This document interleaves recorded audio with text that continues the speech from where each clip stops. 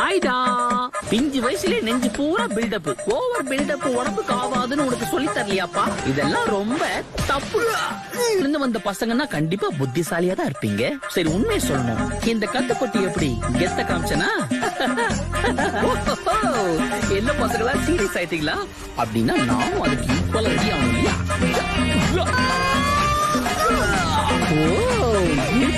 Rocket மாதிரி மேல போயிட்டான். சும்மா சொல்லக்கூடாது, அந்த பொண்ணுக்கு வெயிட் கை தான். ஐயோ, ஒருத்த நேர்ல பட கூட்டி கவனத்தை செலவு விட்டாங்களே. இப்ப 3 பக்கமும் சுத்து போடுறாங்க. இப்ப நான் யாருன்னு தடுப்பேன்? நமக்கு 2 கை தானே இருக்கு. நீங்க எங்கடா அங்க ஓடுறீங்க? எந்த தடவை நீ தப்பிக்க முடியாது.